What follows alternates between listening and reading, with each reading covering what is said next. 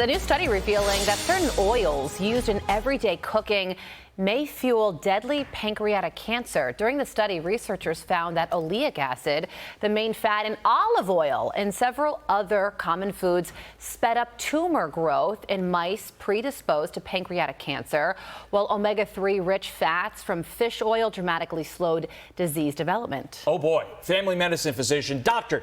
Jessica Gray joins us now. Doc, for decades we were told we need olive oil in our diet. So were we giving ourselves pancreatic cancer by doing that? Absolutely not. And that's where we have to slow down when we hear these titles and actually look at the science. This specific study that came out of Yale is a little bit nuanced as well. We have to look at it into what actually the study was composed of, what the purpose of the study was as well. Okay, so explain the findings of the study a little bit further. You could. So what the study was done is they took 12 high-fat diets of different types. So one of those diets was an oleic acid diet, which is part of olive oil. It's not all of what olive oil is, but it's part of it. They also did omega diets as well. And they gave it very high doses to mice to see these mice who were already genetically engineered to grow pancreatic tumor cells, which ones grew pancreatic tumors faster and which ones maybe had a suppressed rate.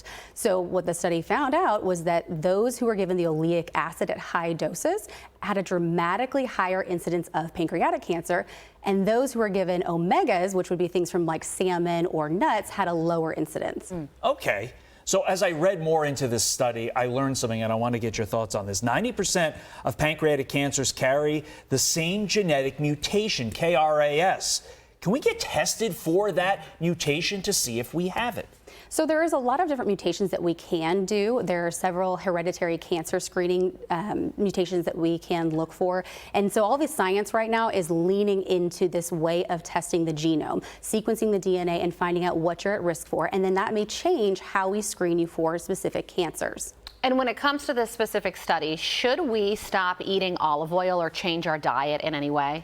Absolutely not. For the general population who aren't at increased risk for pancreatic cancer, we are not making any changes whatsoever. The Mediterranean diet, as we said, which is high in olive oil, still has proven to be the diet that decreases the risk of cardiovascular disease, as well as certain cancers like breast cancer, and as well as things like diabetes. So olive oil, Mediterranean diet is still very healthy. This is something that's going to open up new research avenues for things called precision nutrition, where somebody who actually has a history of increased risk for pancreatic cancer, maybe we change their diet specifically. Big picture on pancreatic cancer screening, because, you know, this is one of those ones, if you get it in many instances, if not all, it's a death sentence. Yet we don't have like common screening for it. Like if I have heart disease, I could take Crestor and I'm fine, right? Right. Not pancreatic cancer. So should we have more robust screening for this? So there's a lot of risk factors that increase your risk for having pancreatic cancer. Yes, there's some genetic ones like we talked about that we can test for, especially if a family history of these cancers. I have several patients who do qualify for that genetic cancer screening. We do that, and then they do get the advanced screening, the imaging to look for pancreatic cancer earlier. But not everybody needs that. It requires CT scans, exposing people to more radiation than necessary. So we really have to risk stratify this. And quickly here, the disease remains rare in young adults, but incident rates are steadily on the rise. Why? Unfortunately, we think this is diet related, but more related to the obesity epidemic and less to the Mediterranean diet. If it was linked to the Mediterranean diet, we would see those with this healthier Mediterranean diet having the increased risk of cancers, and we do not see that. Sum it all up for us. I've been told since I was a little boy that everything should be in moderation. Does that still stick today? Absolutely. Basically, everything in medicine is moderation is key. There you go. Good advice there. All right, family medicine physician, Dr. Jessica Gray, thank you so much for joining us, and on set, no less. We appreciate you having you.